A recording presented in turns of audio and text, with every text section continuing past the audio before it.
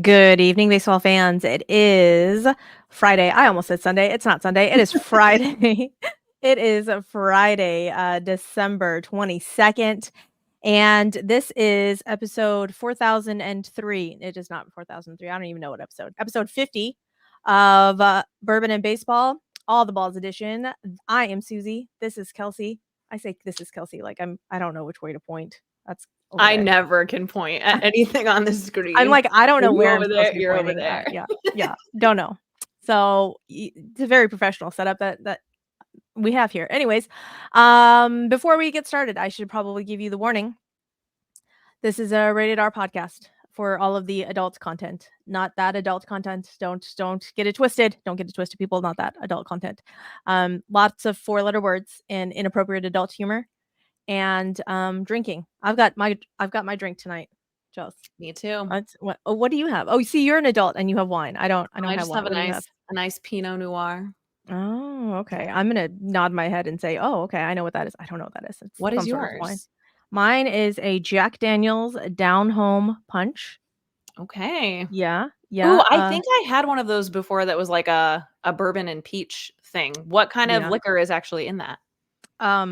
Whiskey, something. Love it.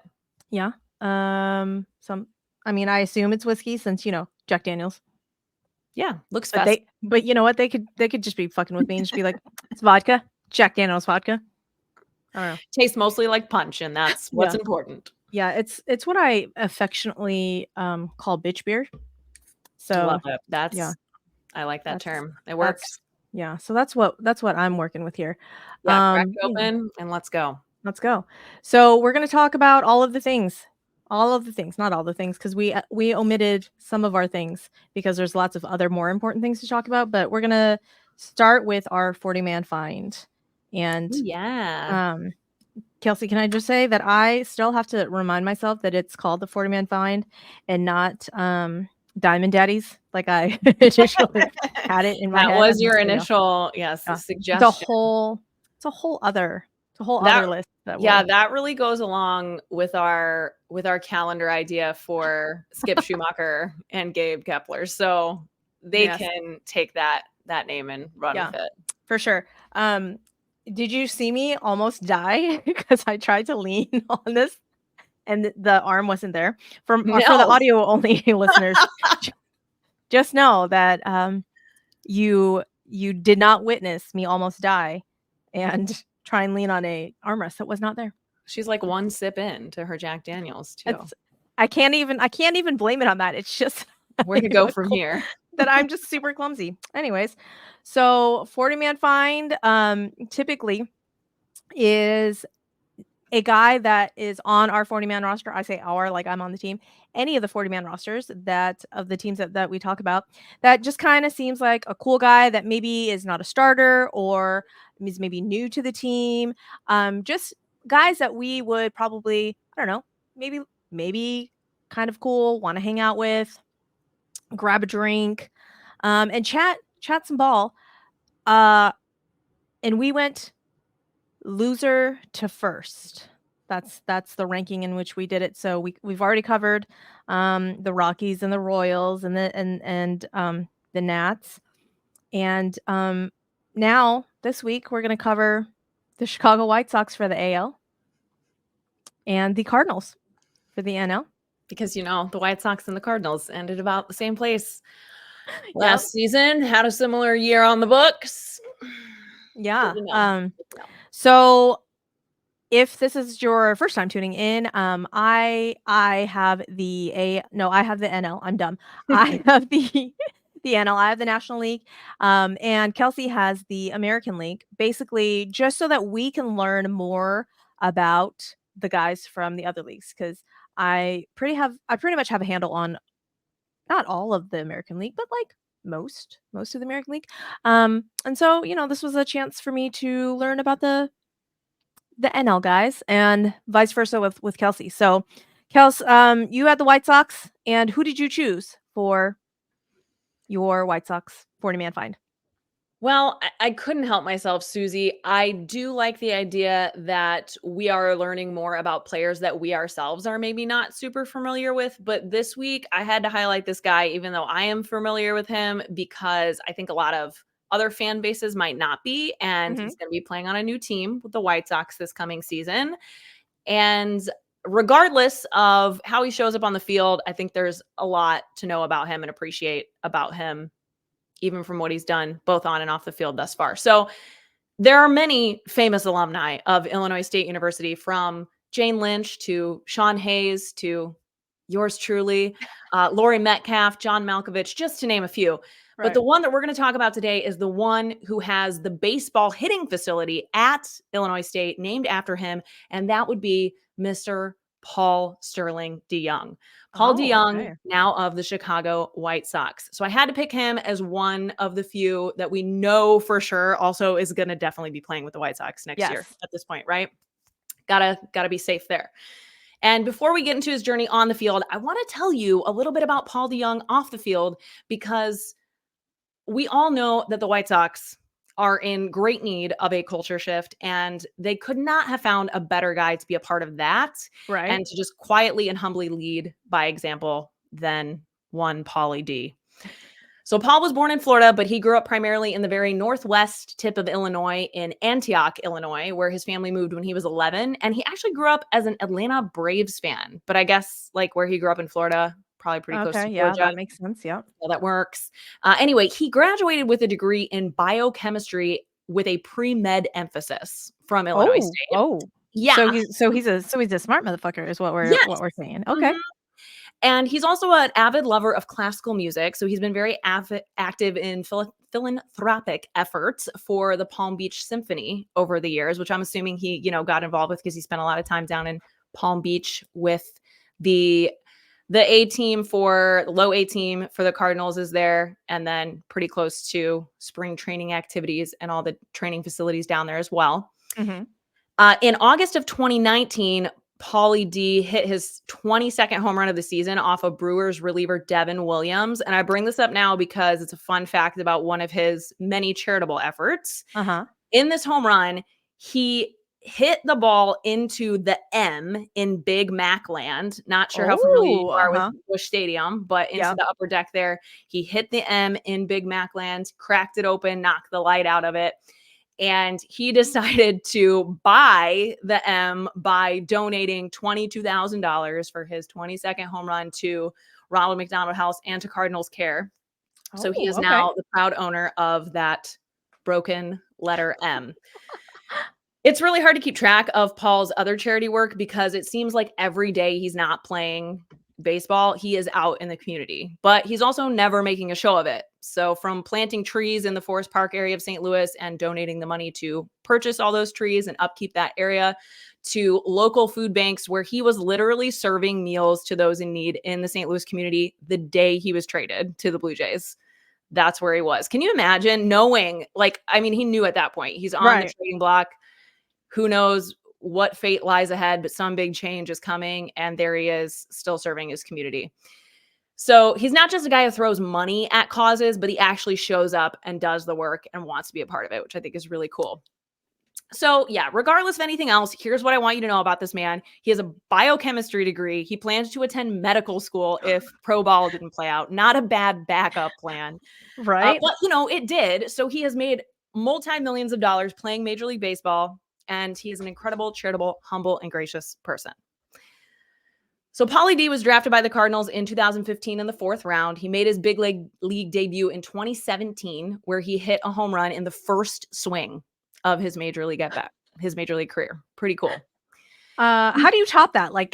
Your first at bat be like a grand slam, I guess, but that's, right. You got to have that's circumstantial. Yeah.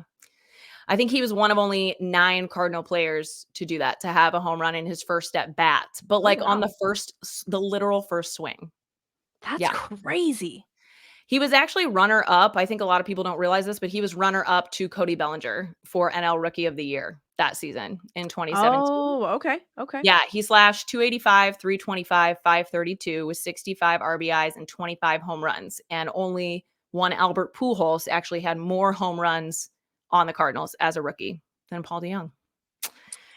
In 2018, he agreed to a 6-year contract extension with St. Louis through the 2023 season. This was worth a guaranteed total of $26 million. There was lots of opportunity to make money beyond that, but he batted .261 with 13 home runs and 36 RBIs at the beginning of the 2018 season. So the first half of the season, that was well enough to get him elected to the All-Star game in Cleveland that year to represent the Cardinals. Oh, okay. And same season, on July 24th, they were playing the Pittsburgh Pirates at PNC Park, and he hit 3 home runs in one game, becoming the first St. Louis shortstop to ever do that. Oh. So he's had some big moments. This is what I think is interesting about PaulDeJong, but I still think people outside of Cardinals fans, he never really caught their attention because we're getting to like the end of the big moments, unfortunately. Right. So he also, it's worth mentioning, he also finished the 2019 season with the best fielding percentage among National League shortstops, and he was nominated for a Gold Glove that year. Oh, okay. After that, well, Paulie D, like many of us in 2020, he got COVID. He fractured his ribs at the beginning of the 2021 season. Aye. And I mean, I don't know if it was any number of those things combined, but he has never returned to all-star PaulDeJong form, at least at the plate. He has always remained an above average shortstop, and that definitely kept him on the field at times more often than not. But his struggles at the plate got so troublesome that he was actually demoted to AAA in May of 2022. Aye. And he stayed there until Edmundo Sosa was traded at the deadline that season. So he came back up second half of the season. He actually ends up hitting 2 home runs in his first game back against the Nats. We're like, PaulDeJong revenge season. Here we come. And actually on August 7th, he hit his 100th career home run, which was a 3-run home run to help the Cardinals to a 12-9 win and an ultimate sweep over the New York Yankees. Even better. Here is where I want to sell you, Astros fans, you specifically, on PaulDeJong. In October of 2011, an 18-year-old PaulDeJong tweets, and I quote, "I hate the Yankees." All lowercase letters, no punctuation, just "I hate the Yankees." As you should. As you should. Right. So this tweet has been shared year over year over like 2,000 times, and many Cardinals fans have it bookmarked. It's no coincidence that Paulie D always steps up against the Yankees. And I love it even more that like, he's not super active on Twitter anymore, but he's never deleted that tweet. That's even better. I love it. And he has other ones about like kind of shit talking the Yankees too, but that one is just like so simple and perfect. That's so funny. Okay, so was he with the Giants too last season? Oh yeah. Here, okay. I'm gonna finish up and give you the rundown of what has happened to PaulDeJong in the last 6 months. Really. Okay. So yeah, in 2022, as I mentioned earlier, Illinois State University that named its baseball hitting facility the PaulDeJong Baseball Training Facility to recognize DeJong's financial support of Redbird Athletics and the university. Okay.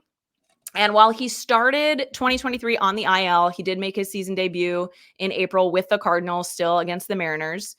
He had 2 singles and a home run. So again, every time he's kind of come off the IL or come back up from AAA, you see signs of new life from Paulie D. He adjusted his stance a little bit this season. And actually, I mean, he was a relatively almost league average hitter. In 279 at bats. He hit 233, 297, 412 with the Cardinals in the first half of the season. But on August 1st, he was traded going into his free agent year. The Cardinals, were so tragically awful, which you're going to get to more of here soon. And they were like, all right, we're definitely not going to re-sign him at this point. And let's just let him be a part of this dump. So he was traded to the Toronto Blue Jays.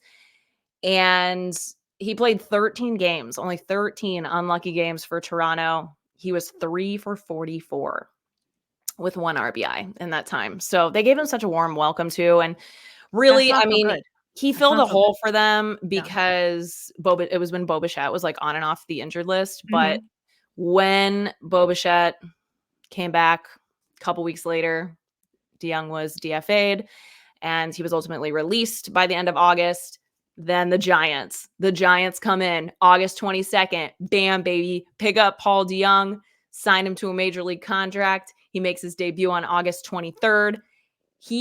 In his debut for the Giants, he had 3 hits, which was as many as he had in 44 at-bats with the Blue Jays. So I guess him and Gabe Kepler just clicked and he felt a little more comfortable there. I don't know, but he had 18 games for the Giants, 1 home run, 5 RBIs. He was ultimately released by the Giants a month later. And that's how we got here with the White Sox. On November 28th, 2023, PaulDeJong signs a 1-year contract with the Chicago White Sox for $1.75 million.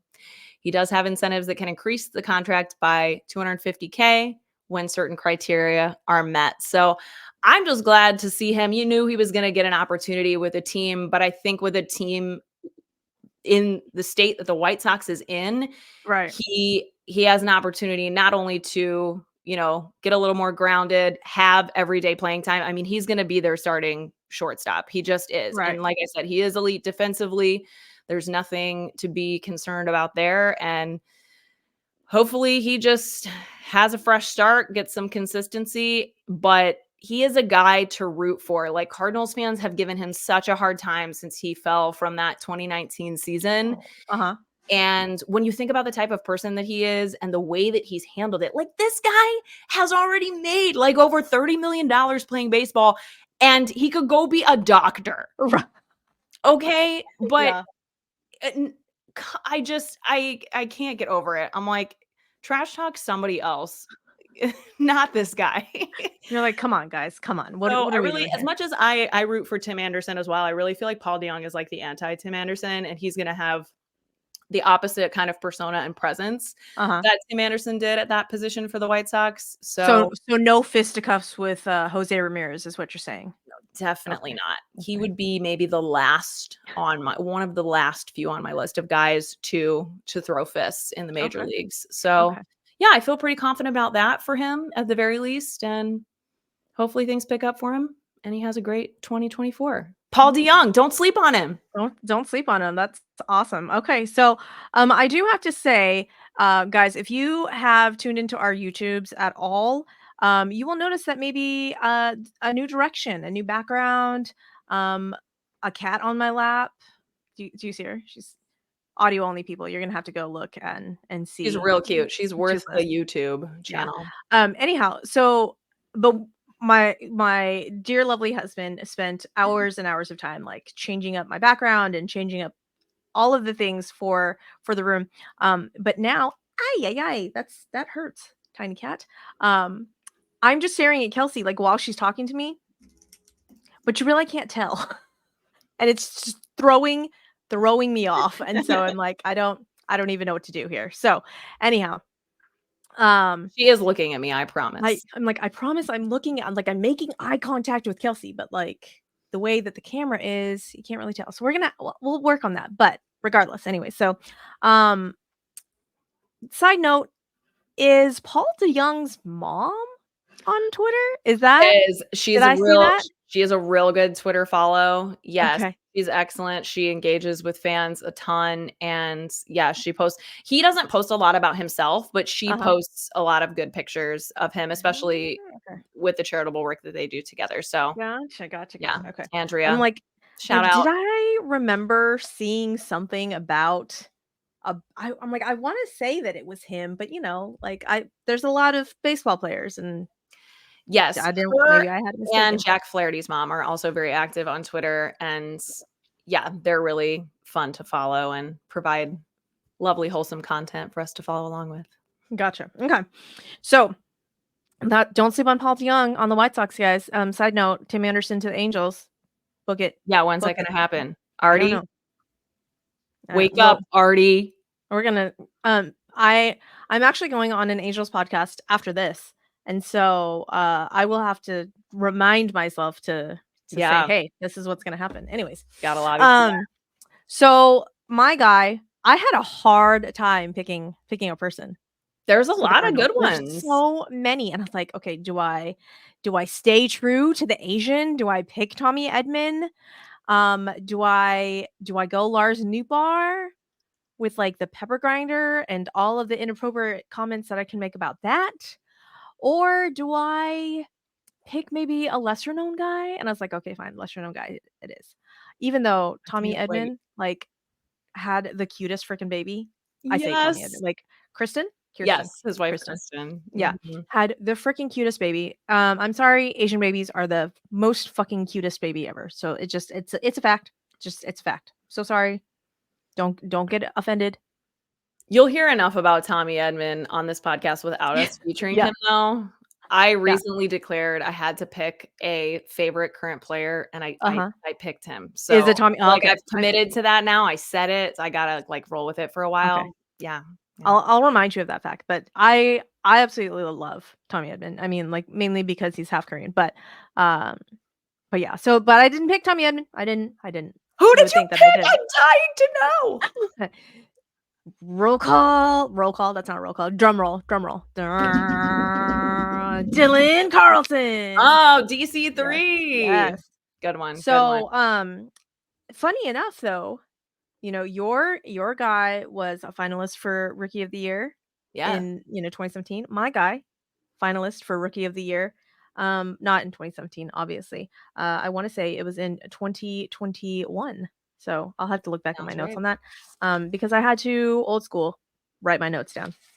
So, anyways, DylanCarlson was drafted by the Cardinals in the first round, 33rd pick overall in 2016.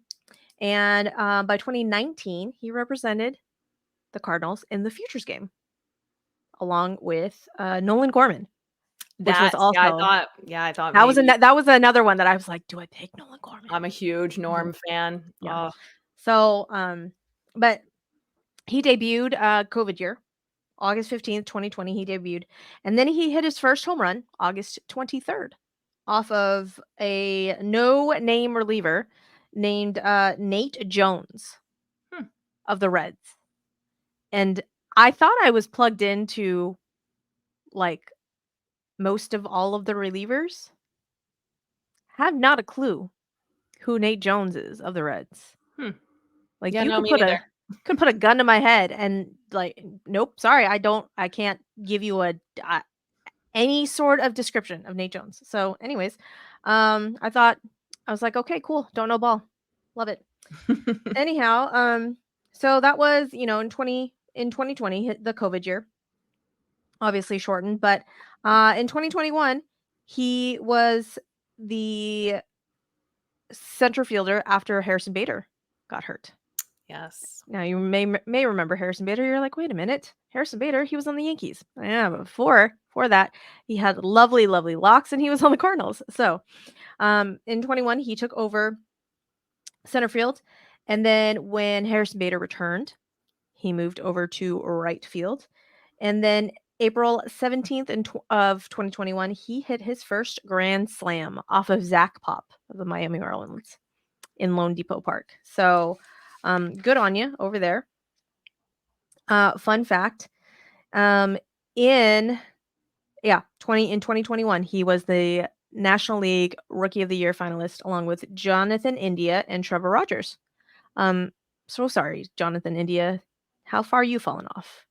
Apparently everyone's fallen off. Like, I don't know what's going on here. Yeah, isn't that weird? It just shows what a tough game this is, not just over 162, but year over year. You can't take it for granted. And it's why it's absolute insanity, literal insanity to sign anyone, let alone a pitcher, to a 12-year deal. But we're not there yet, Suzy. We're not there yet. We're not there yet. We will be there. We will. But he finished 2021 season with 542 ABs over 149 games. He slashed 266, 343 with a slug of 437. He had 18 home runs, batted in 65, and had 31 doubles. And in the start of the 2022 season, he was the starting right fielder for the Cardinals. Now, if you aren't super plugged into the Cardinal system, they basically have an outfield gluttony, like just so many people that can play the outfield. They don't know what to do with them, and then they just like rotate them all in like this carousel. Yes. Yeah. DylanCarlson is a victim of that. Yeah. So Dylan in 22 In late May, he had a hamstring injury, unfortunately, and then it was reactivated. And fun fact, in June of that year, he was the last of 4 consecutive home runs hit. Yeah. Between Nolan Arenado, Nolan Gorman, Juan Yepez, known power hitter Juan Yepez, and then obviously our boy DylanCarlson, all in the first inning with 2 outs against Phillies starter Kyle Gibson. Yeah. Against guess who? Yeah, Kyle Gibson. Do you think that will be a talking point in the locker room? Oh, This 100%. upcoming Especially season. considering I've heard that Kyle Gibson, is a great clubhouse guy. I'm sure he's gonna just break the ice with it if he hasn't already. That's a backbreaker. Like, all with 2 outs, and then you hit 4 consecutive home runs? Like, okay, so Nolan Arenado, yes, Fine, got it. totally. Okay. Yep. Nolan Gorman, Yeah, Nolan literal Gorman, known power okay, hitter. also.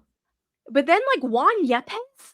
Juan Yepez, Cardinals legend. He scored the only run in the postseason for the Cardinals in 2022. See, it's one of Sometimes those. he does So, it. yeah, in 23, however, he only played 76 games. He ended the season slashing 219, 318, and 333 with 5 home runs. He had 27 RBIs and 3 stolen bases. August 1st, unfortunately, he hit the IL with a left oblique strain. Those obliques are very tricky. I don't know because I don't have any, but I hear they're a bitch to work out. And then a left ankle injury. So did something happen like with his left side, or like what? I mean, quite possibly. There wasn't like a specific injury, but he had been having trouble with the ankle on and off for a long time. And it ultimately became like when the Cardinals were out of it at this point, and there really wasn't a spot for him every day anyway. Right. It was like, you know what, go get that taken care of and get better during the off season. So, yeah. So September 13th, unfortunately, Ollie Marmol said, DylanCarlson, out you go, because you're gonna have season-ending ankle surgery. So apparently he has been assigned, quote unquote, the 4th outfielder role this upcoming season. Has he? I have no idea. I guess that sounds right. That tracks. Yeah. So I honestly, I kind of see him as a trade piece at this point. Like, he is for sure. Yeah. I mean, what are you doing? I mean, granted, DylanCarlson, great like depth bench piece. Absolutely. But free DylanCarlson, because he should be a starter. Yeah. For even a team like the Mariners, honestly. He's a switch hitter. He is one of the smartest fielders. Like, he doesn't have necessarily the natural athleticism that even like a Tyler O'Neill would have. And that's a lot of reason why he got just kind of used and abused. And a lot of what happens with those outfielders is how they're utilized really stunts their potential. Right. And that is very much what has happened with him. And I mean, there was even interviews like mid-season with him this year where he was like, how do you feel about how you've been utilized and what's going on? And he was like, I mean, it hurts. And people were like, DylanCarlson is crying. And I'm like, okay, listen, he's a very like soft-spoken, gentle human. Him and PaulDeJong have similar vibes for sure. But he's obviously super talented and has like great raw potential that he's worked very hard and smartly to hone. His dad, I don't know if you read anything about this, but his dad was his coach in high school. All through high school. Yep. Yeah. Those were my fun facts. Oh, sorry. Yes. Jeez, Kelsey, stop trying to steal my information. No, I'm just kidding. Yeah. So in high school, he played for his dad in Elk Grove, California, and he started varsity as a 14-year-old. 14-year-old. Crazy. Yeah, on varsity. His senior year, he ended with a .407 batting average, hitting 9 home runs, 40 RBIs in 36 games. And I didn't know this. He was a pitcher. He pitched. I didn't know that. He pitched. He ended his season. Where's his 12-year deal? 6-0. 6-0 with a 1.44 ERA. Wake up, Mo. Get this guy on the trade block. Let's go. Like, I mean, come on now. He's got the arm, apparently. So, yeah, unfortunately, he does not have a college degree because, he decided to sign with the Cardinals, got a $1.35 million signing bonus, which was $550,000 under slot value. But because he did that, he rescinded his college acceptance to Cal State Fullerton. So no, I mean, I say no medical degree. I don't know that. Like, as of right now, he will not, get a medical degree. I mean, he also has like 3 years of service in the major leagues, and he's only 23 years old. So I think he'll be okay. But he's fine. He's fine. But maybe afterwards. I don't know. Maybe afterwards he's get a medical degree or something. But no college for DylanCarlson. Just a fourth outfield role at this point in time for the St. Louis Cardinals. Yeah, I just don't think that he's going to get an opportunity to really shine because they've got their guys. And I don't know, there were a lot of people, like a lot of Cardinals fans lobbying really hard for him to be the everyday starting center fielder last year. But, they wanted to give Tyler O'Neill a shot out there. They have Lars Nootbaar out there. Now Tommy Edman is out there, even though he never played the position a day in his life until like August of 2023. And he is probably going to be, Tommy Edman will probably be the starting center fielder. And then Nootbaar in left, Walker in right. But yeah, I mean, he's only 23. He has a proven enough track record in the major leagues that I absolutely think that he would be of good trade value and just of better use. The same way as I said, Tyler O'Neill, like sometimes you're just going to be appreciated better and have better opportunities somewhere else. But because they've got, like you said, Alec Burleson, Richie Palacios. There's so many guys I like. There is a gluttony. Even with getting rid of Tyler O'Neill, there's still so many. There's so many. I had DylanCarlson and Alec Burleson as like rotating DHs on my fantasy league at one point in time. Oh yikes! I mean, Alec Burleson like never strikes out, so that might have worked. It was a whole thing. I was like, which Cardinal outfielder do I want today? So those are our 40-man finds. Come back next week. If I were more prepared, I would tell you who and which teams we would be covering next week, but I'm not that prepared, and so I don't have that information handy. But that's okay. It'll be our first one, of the new year. Yeah. So come back and be surprised along with us. So, but we're just going to jump just straight into all of the hot stove news real quick. And we're not going to spend a ton of time on this because we really want to get to all of the meaty things that I know that everybody really wants to get to.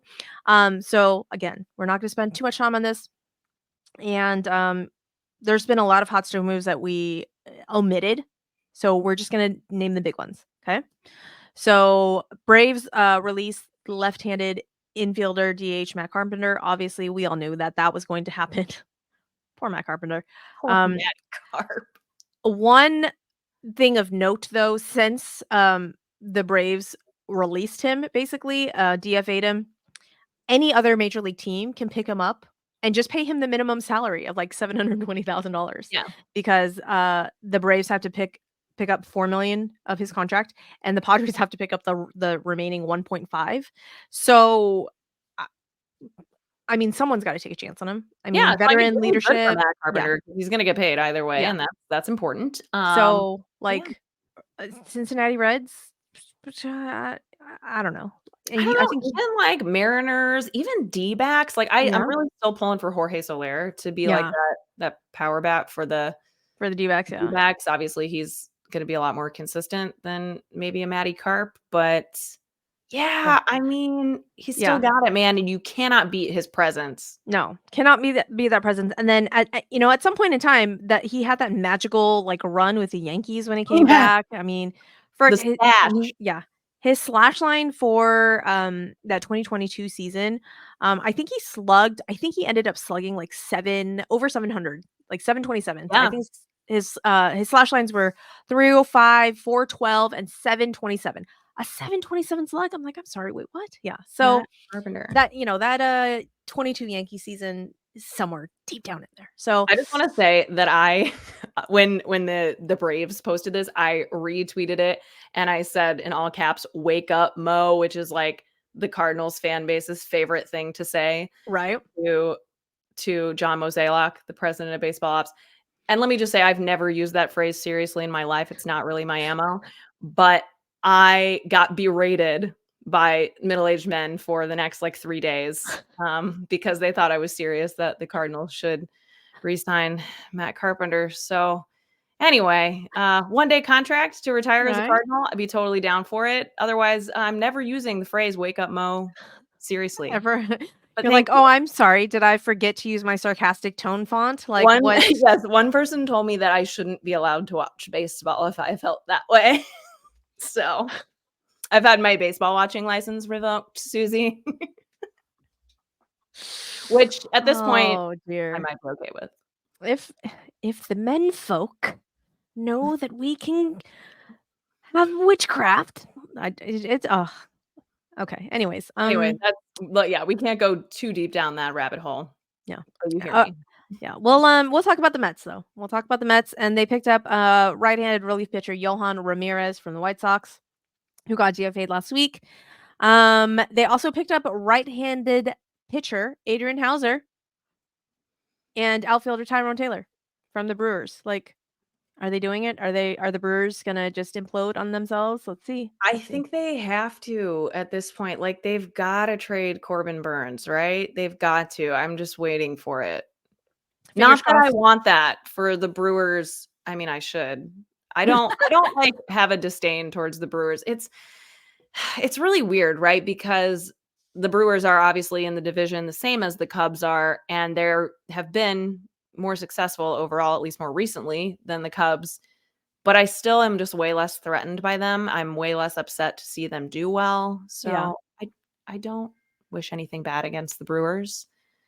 But yeah, I also just think at this point it's like time to dismantle and kind of rebuild. Yeah.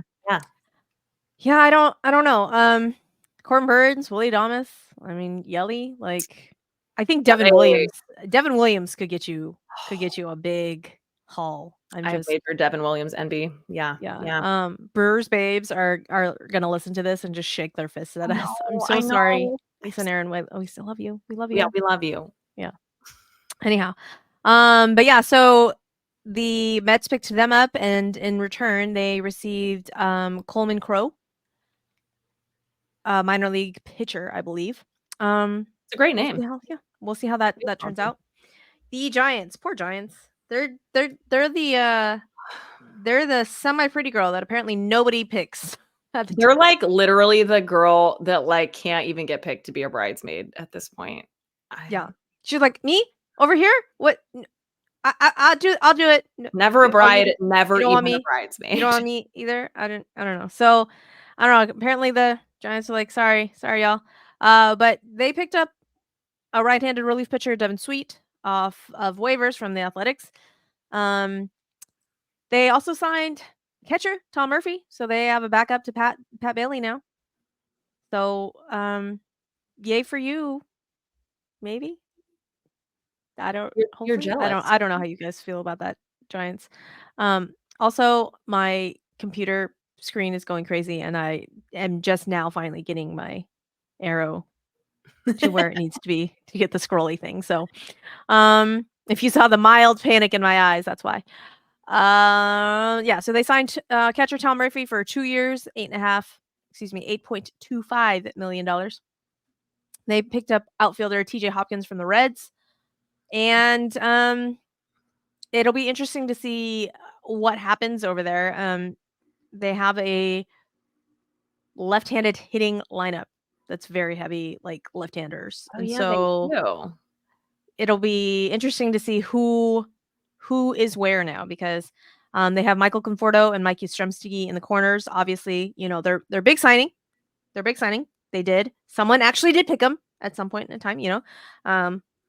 Jung-Hoo Lee was like, hey, I'll dance with you, Giants. And he has a really great dog, so that's a win too, Giants. Pomeranian is freaking adorable. Really. So, but yeah, so it'll be the Mikes in the corners and Jung-Hoo Lee in center field.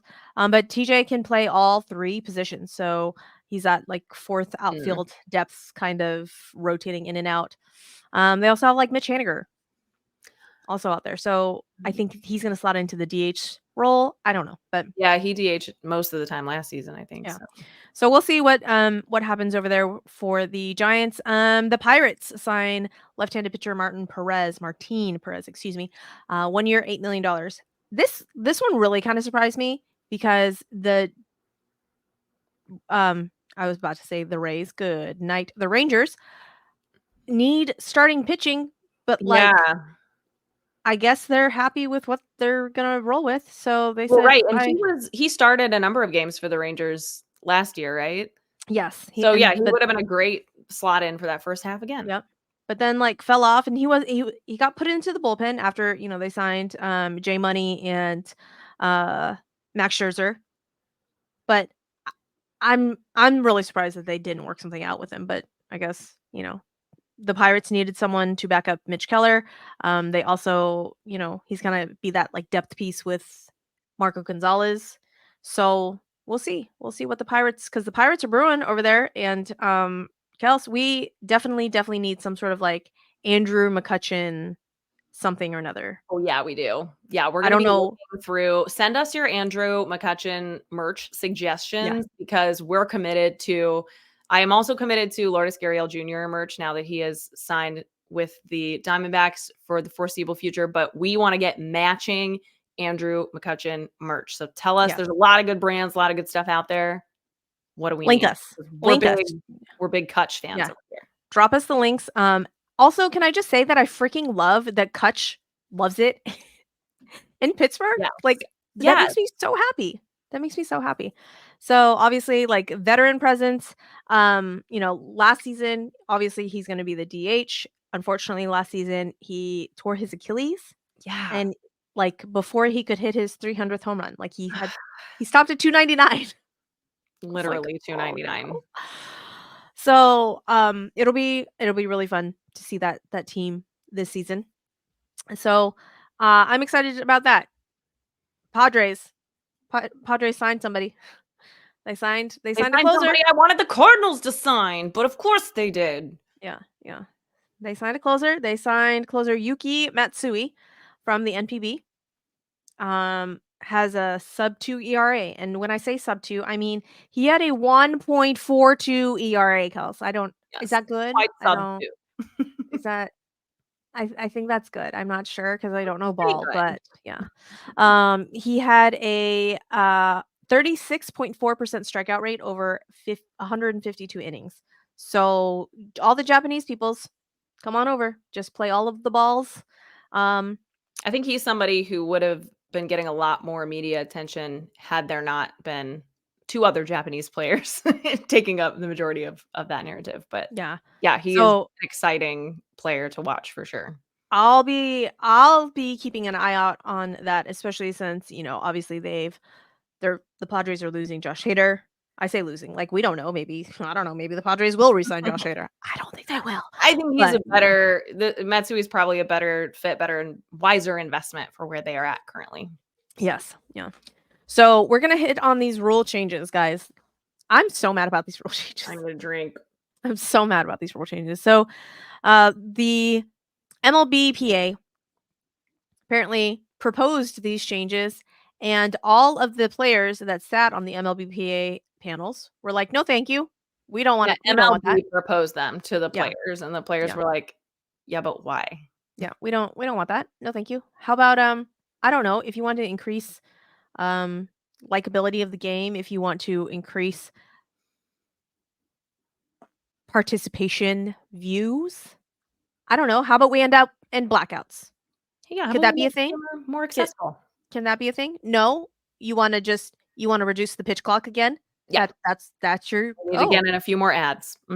Yeah, that certainly is a choice. So the pitch clock will be reduced from 20 seconds to 18 seconds. Mound visits on base. So It's still 15 seconds with no one on base, 18 seconds with runners on base. Like 2 seconds, Suzy. What? Yeah, it's dumb. It's dumb. We're gonna go into more detail about each of these in just a second, but yeah. Mound visits, only 4 now, because apparently mound visits were a problem. Yeah, the 24 times that it happened, that a team used all of their mound visits, apparently that was an issue. The runner's lane is widened to include the dirt between the foul line and the infield grass. Now this one I could kind of see. I'm like, okay, Yeah. all right, like I get that one. And the last one is the pitcher who is sent to warm up for an inning must face at least one batter.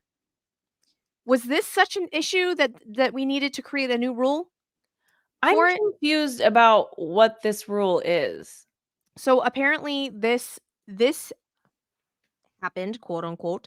I want to say like 12 times, I think was the stat that I read or something. So Okay. basically the pitcher comes out like to the warning track dirt or whatever, and then the other team sends out like so they see like whoever they, like, is going to counter come it. in, so then Mhm. they counter, and Mhm. then they're like, "Oh, just kidding, we're going to counter again." Like Okay. that happened like 12 times, and apparently MLB was like, no, we're not doing that." Fuck. What? Why? Again, Yeah, end that's blackouts. the biggest thing with all of these is that we just did a big overhaul, which, like, whatever, for as much shit and whatever you wanted to have your opinion about the rule changes before this 2023 season, overall, they seemed to work out well, not jarringly, drastically changing anything. Fine, whatever. We all Right. adjusted. We got used to it. But why now are we're going to change again? And it seems like just for the sake of being like, yeah, let's like change some little nitpicky things, Yeah. which is not attractive as a fan at all. It's very off-putting regardless of what it is to be like, wait, you're going to change something again? And it's like so ridiculously nuanced that it literally doesn't matter. Yeah, exactly. Like, what are they doing? What work are they actually doing to grow the game to make it more accessible? Because that is the number one issue that it doesn't take any kind of law degree or billions of dollars to figure out. So, Yeah. Um, it certainly is a choice. Certainly is a choice to quote unquote grow the game, and yet, everybody's screaming like end blackouts. Here, how about we shave 2 more seconds off of the pitch clock instead? No, that doesn't make you happy? No? Okay. Like, what are we doing here? Rob Manfred, shut the fuck up. Rob, what's happening? Tell us. Yeah, I don't like want to be a Rob Manfred hater, but he's making it hard with stuff like this. Yeah, I mean, like, I don't want to, but it's quite easy to do, because like, what the fuck? And the fact that like all of the players were like, no, thank you. We don't want that. Right. And if the But players can't see value in it, if yeah, you can't get the player buy-in, like that's huge. I mean, as fans, we can say that's stupid all day long. It's not going to affect our life, but you're not going to take into account the people that it is going to affect. Like, Right. Cuz honestly, the pitch clock, like I wasn't like super anti pitch clock. I wasn't like really upset about it, but I definitely was like this seems a little ridiculous. And in terms of like actually physically being at the game, I'm worried about how it's going to affect that experience. And it still kind of does in a way that yeah, I don't love. But the thing that got me to shut up about it was the fact that all the players like don't have any issue with it. And except for Max Scherzer, which is really Scott Boras. Don't get me started. But no, the players do not take an issue with it. And if anything, they kind of like it. So that's where I was like, all right, cool. I'm on board yeah, then. yeah. I don't know. I think the next CBA like revision panel that they're gonna do, I think this is gonna be a big sticking point. Yeah. That they're like, oh, you're not gonna take into our opinions into consideration because you guys carry most of the seats. Cool. Let's revisit that. Like I feel Right. like that's gonna be a Yeah. big. I mean, the way that it even works is such a joke. They never put anything to a vote that they don't know is gonna work out the way they want it to anyway. Yeah. It's such a joke. Yeah. So we'll see. I guess all of that. is what's going to happen next season. So, I mean, part of me is like, I mean, whatever, it's not going to change that much, but that's the whole point. Like, way to make it obvious that this is what you're spending your time on instead of, again, spending time on advocating for accessibility for the fans who you make money off of. Like, you want to make more money? There is definitely some missed opportunity, but it's not with those 2 seconds on the fucking pitch clock. Exactly. So, we'll see how all of that shakes down, because I feel like at this point, especially like those pitchers that take that like a one extra breath, or that it's gonna take that like one extra breath away from them, like from Valdez. Lance Lynn, oh God. Yeah. Like, what are you doing here? It's just it's going to cause even that much more like turmoil, like mental turmoil, um, in the pitchers' brains, along with my brain. But whatever. My brain doesn't fucking matter. So yeah, I mean, Framber Valdez is just one example. Craig Kimbrell is another guy that just comes to mind off the top of my head, who like they have very different process and perform very differently when they're a men on base versus not. So yeah, I totally agree. It's just another thing that's like, I know it seems minuscule, 2 seconds. Then if it's minuscule, it doesn't matter. exactly. Get off the You know, table. like I mean, I feel like the pitch clock this past season got rid of what you wanted it to get rid of, right? Like Yeah. the excessive like nut grabbing and like let me Shorten up that change. Soto shuffle. Yeah. Let's go. Yeah. Like let me redo my batting gloves 43 Yeah. times and like adjust my helmet, like okay, like granted, when I first started watching baseball, I was very curious on like why they had to do the things every single time. Yeah. That was like literally a question. And Mike's like, that's what they Game do. of That's the process. And I'm routine all, consistency. it's a dumb process. Like why? What's the deal? So like whatever, I get it now. But so now what are you gonna do? It's just it's so dumb. Anyways, How are you in terms of rules, Suzy? Are you a rule follower? Do you like rules in general? in general, Yeah. Like as a I'm like a kid? rule follower ish. Okay. But overall, I wanna say I'm like, "Fuck the rules," but let's just be really honest, I'm an Asian kid, and so rules have been just, I'm an hammered into oldest my brain, kid, so so I'm, like, very rule oriented. I love rules, I would say, like, generally, but I am also the first person to question rules when there is no sense behind them. And okay. like if someone from Major League Baseball, Rob, give me a call. Rob, if you're listening, let me know why this is necessary, what difference this is going to make. Because if you can, I'm also like, I'm an open vessel. I'm not stuck on any one opinion. I'm always willing to hear a different opinion. I would love to be proven wrong or to, have my perspective widen. So Yeah. please, if there's somebody out there who can tell us what the purpose, what the value for the game is in these new rules, I'm here for it. I want to know. Yeah. I'm listening. Astro Wharf Craig says pitchers need to do more cardio. Pitchers have to do a lot of things, a lot of other things though, too. Yeah. You know? I won't say that, pitchers aren't athletes, because that's not a thing, but maybe I mean, I feel like do you think that maybe that's why Alek Manoah was just so ridiculously bad this season, was the I pitch mean, clock quite and not. possibly. I don't think it's as simple as their cardiovascular state. I think there's a lot more behind the full body mechanics than just their cardiovascular ability. Yeah, As don't sign me up for cardio. someone who's into all that stuff.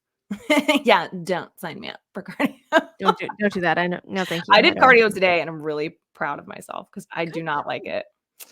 But no, I just don't think it's as simple as that. I think it is more about the routine, honestly, and like you Mhm, said, like all those little things that they do, mhm. um, because that's what baseball is. It's a game of consistency and those routines and those, what's the word I'm looking for? Like, it's really like the rituals. Oh, That is what right. they are to them.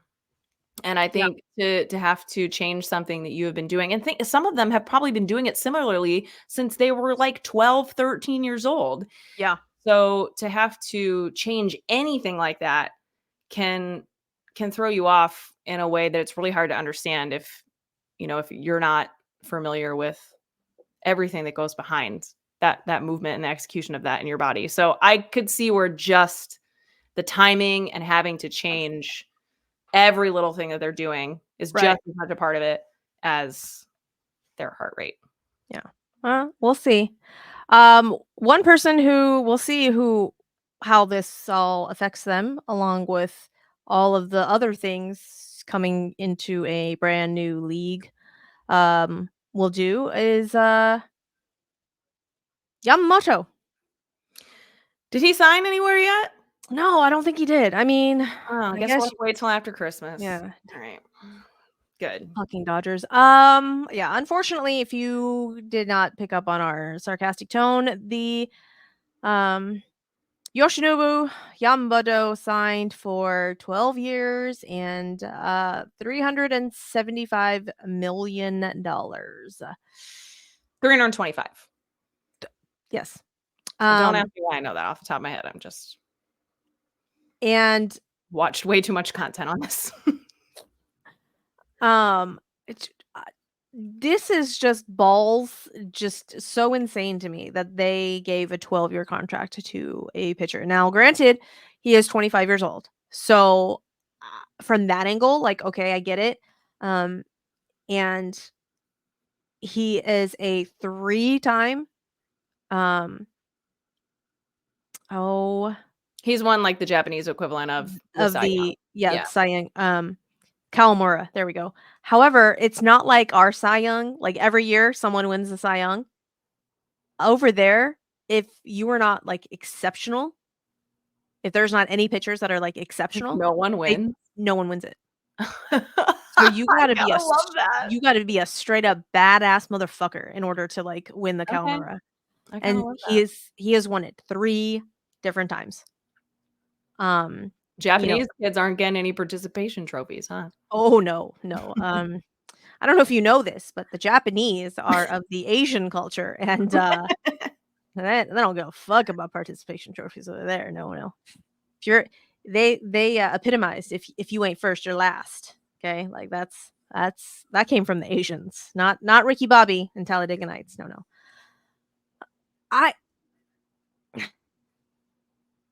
Why?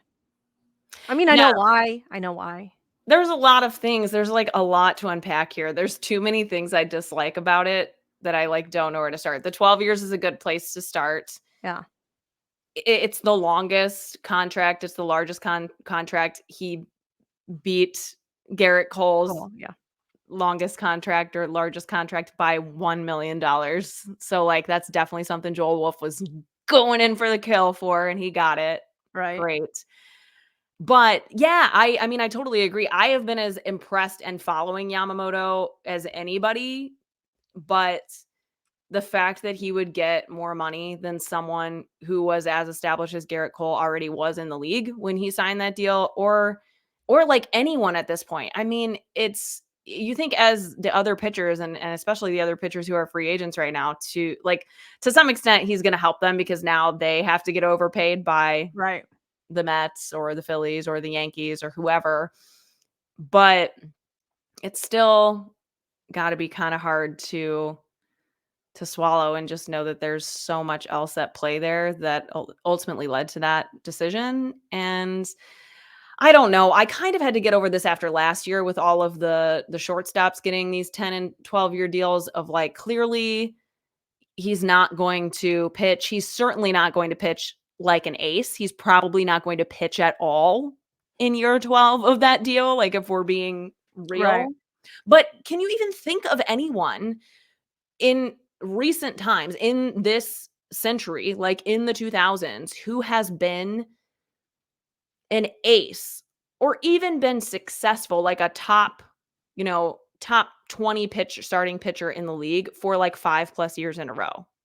There really isn't anyone. I mean, really the only one that comes to mind is like Justin Verlander. I mean, and and I say that not only as like an Astros fan, but I mean, even when he was, with the Tigers, like he was, Yeah. So I mean, know, Verlander, Scherzer. I mean, Wainwright had a decent stretch of time too, but longer than like 5 to 7 years, maybe at the very most. And they are, I would say, Wainwright, Scherzer, Verlander. Not that I'm saying Wainwright is there with Scherzer and Verlander. I get it, or even Kershaw, but they are a dying breed of pitcher in yeah, themselves. So I don't know. Part of me I is like, but why are we even talking about this? This has nothing to do with him actually pitching well for, I mean, I think it would for at least 7 or 8 years though, of yeah. that 12-year deal.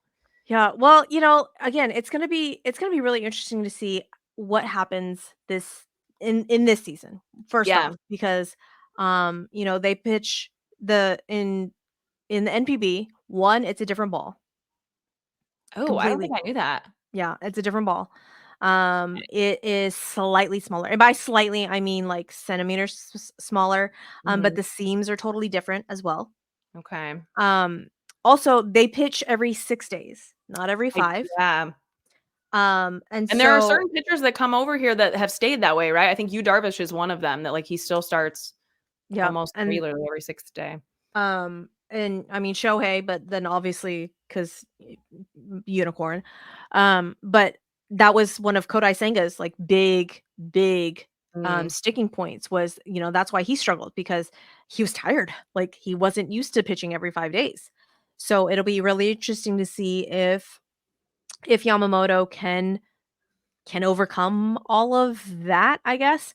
Um, you know, he is a smaller, quote unquote, He is. He's pitcher. a I little mean, guy for a pitcher. yeah. Mhm. I mean, shout out Short Kings, and I say Short Kings like in the grand scheme of things for baseball players, for pitchers, he is. He's short. He's small. He's like 5'10", Mhm. which I guess, if you trust all of the baseball things, it really means he's like 5'8".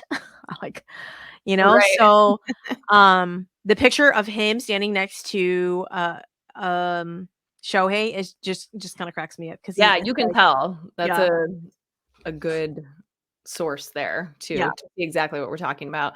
But yeah, just like we were talking about with the nuances of something like 2 seconds on the pitch clock and stuff like that, when you are executing at this elite of a level, something like an extra day or one less day of rest or the seams being different on the ball, like there's also a lot of proven track record of success of these pitchers coming over and adapting very, rather quickly, relatively well. I get that, but it's still definitely something that you have to take into consideration, not the same way that you would with someone yeah, who has an established record in the major leagues. So, yeah. But apparently, it was said that he took multiple meetings, like he asked for multiple meetings, with the Yankees, with the Dodgers, with the Mets. Steve Cohen went over to Japan. oh, Steve. No one listen, I'm pretty sad about this. I'm pretty bummed about this. We're pretty mad about it, but no one is butthurt quite like Steve Cohen is today. Yeah. Oh man. Yeah, I not gonna lie, like, I mean, like we texted last night, I was really, really surprised, that Steve Cohen wasn't like, 335, anybody?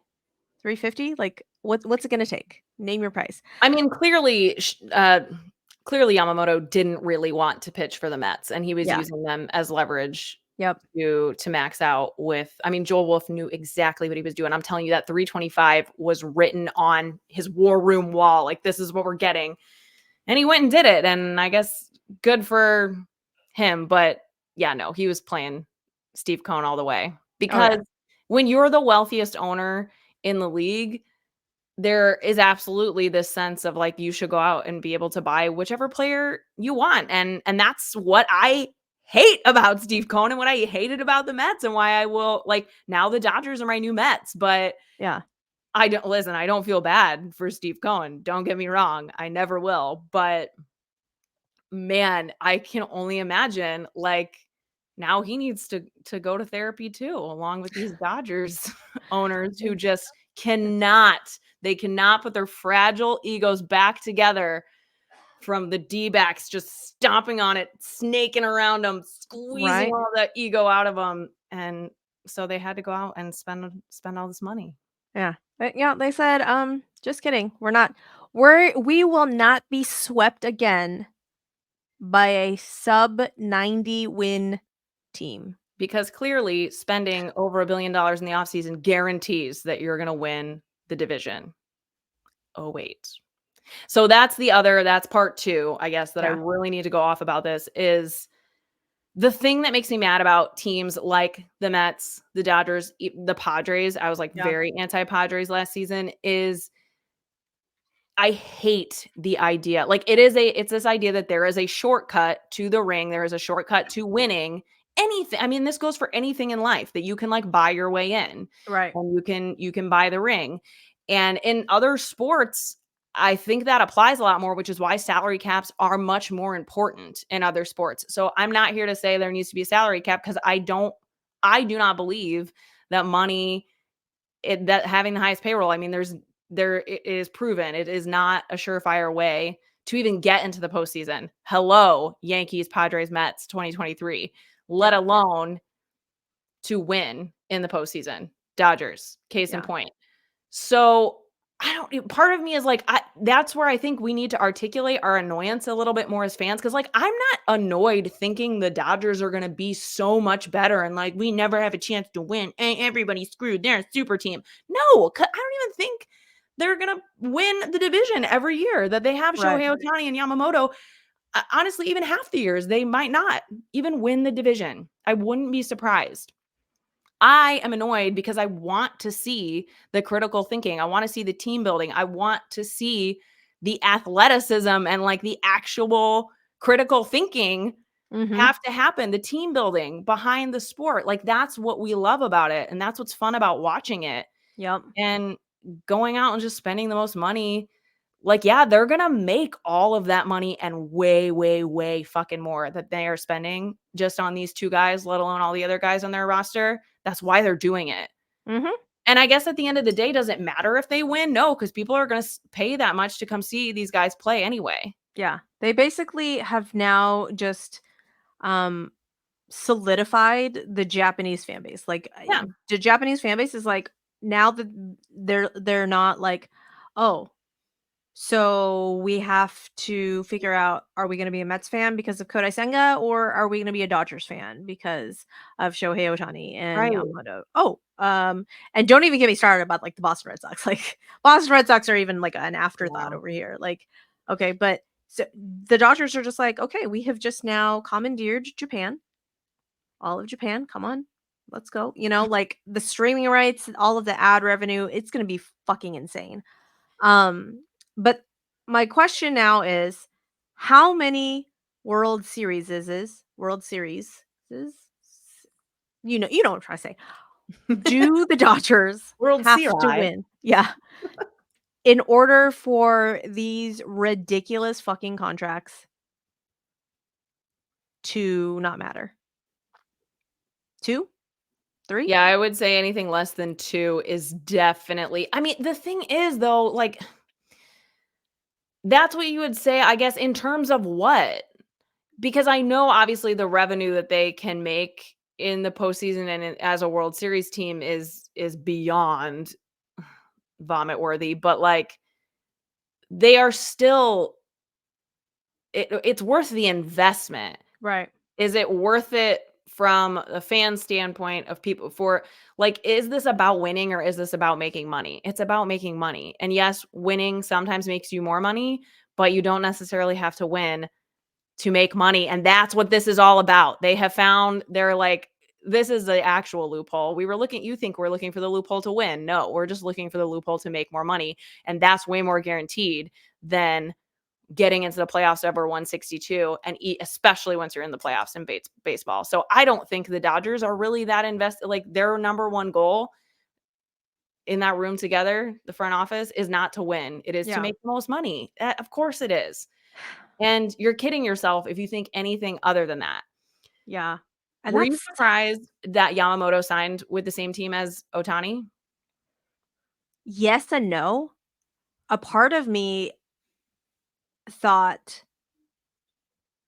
that he would try and be like the quote unquote superstar, right? Yeah. But then the other part of me is saying, okay, if he's as competitive as we all know that like most Japanese players are, he's gonna want to win and not win in like a year or 2 years. Like he's gonna want to win kind of like now. And unfortunately, the 3 teams that were vying for his attention, quote unquote, Dodgers, Yankees, Mets, it's unfortunately the Dodgers. Like Yeah. that has the best track record. The Mets are a hot mess. Yeah. Mets fans, I love you. You all know this, but you yourselves know that the Mets organization is just a steaming pile of garbage right Yeah, now. they Like, only know how to spend money yeah, right now. The Dodgers organization overall is very well run, don't get me wrong, like, I have that perspective, I have the respect for them, I'm just yeah, saying when it comes right down to it, if you yeah, had to pick, if you could make more money but yeah, not win the World Series, yeah, would you? yeah, Yes, every yeah. fucking time. Now I will say that I did get a perverse little slice of satisfaction um knowing that he did not sign with the Yankees, but it was also tempered with the fact that he signed with the Dodgers instead. And I was like, Yeah. "Damn it!" But it is what it is at this point. Yeah, I think I honestly am a little more annoyed that he signed with the Dodgers even than the Mets. If you had asked me a month ago, I would have said Mets would be, like, the worst case scenario for me, but now seeing how again, I don't know if I wanna use my same not even a bridesmaid metaphor, but I don't know. What is like, I feel like Steve Cohen is probably, like, having some major, like, PTSD, like, flashbacks to, like, the kid in the back corner of private school that nobody wanted to play with because that's what's happening here, and it's Yeah. like, all the money in the world can't buy Still. you the winning culture, baby. Yeah. I don't know, but yeah, now if the Dodgers had not signed Ohtani, I would feel differently about this. I still would be annoyed, but I would not be to the extent that I am now of like, this is just ridiculous. Like, they're bullying the other teams. Yeah. Well, and what really cracks me up is that everyone's like, "Your team could do it too." I'm like, "Could they?" I mean, like, granted, I understand that most all owners are billionaires with a B, okay? Yeah. But there's a difference between, Guggenheim money, Yeah. okay, and, everybody else, okay? Like, Yeah, just and come I'm on. sorry, like, trust me, it's kind of hard to talk about this kind of stuff without getting political, but let's be clear that, like, professional sports is not here to dictate anything like that happens in our country. Like, it is this way because of all of that, and Yeah, they will not fix it. So there's yeah, no use, like, arguing about it in terms of how professional sports plays into it. These owners are very wealthy. They are going to stay very wealthy. They didn't buy the baseball team to lose money. yeah, So faulting them for not making, formal moves to keep their business in good standing is just stupid. Like, it's a business like mhm, anything else. So I'm not agreeing with the fact that there need to be people who make gross more amounts of money than anyone else in this world. We don't need to talk about that, but I'm not saying I'm here for that because I'm not. But right, right, it is how it is, yeah, and it's ignorant to be like, "You should be willing to throw your money away and lose money." Like, that's not what they're going to do. yeah. I'm like, And they didn't become billionaires by doing this, people, like, come exactly. on now. Right. Alright, now, I Right, it's and you saw what one season of Steve Cohen doing that did to the Mets, and is the ramifications of that are mhm, gonna be, into the foreseeable future. So, yeah, I just think you can't that's just not a fair statement, and again, like, this could be a whole 1-hour conversation just on why that statement doesn't read. yeah. But yeah, so now granted, like, there's still a lot of ifs for the Dodgers, okay? Like, granted, that top half of the projected lineup is tough.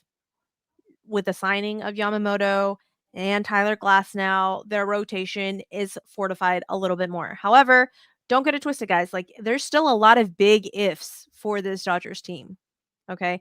Walker Bueller is coming back off of TJ. Okay. Tyler Glasnow has literally not pitched more than 100 innings in any of the seasons that he has been a professional baseball player. Okay. Yamamoto, will he get acclimated? Then they have 2 baby rookies in Emmett Sheehan and not Bobby Gavin Miller. Stone. Bobby Miller, thank you. I'm like, who is the other one? I can't remember Bobby Miller to save my life, apparently. But it, again, Max Muncy is your everyday third baseman, guys. Like, are we sure about that? There's still some ifs in that Dodgers rotation. Yes. Yeah. Do you think that the Dodgers will win more games? I think this is like a really good comparison. This is what I keep coming back to. Do you think the Dodgers will win more games in 2024 than like the Braves and or the Phillies? I don't think they will. I don't think so either. I don't think, even just on paper, I still don't think they're better than those teams. So, I mean, granted, they're trying. They are trying to create the super team, but you're gonna have to sign a couple more players in order to do that. And quite honestly, I don't think they're done. And oh my god, if they get Emmanuel Clase, I will just vomit. I will just straight up vomit. Just straight up. But it is what it is at this point.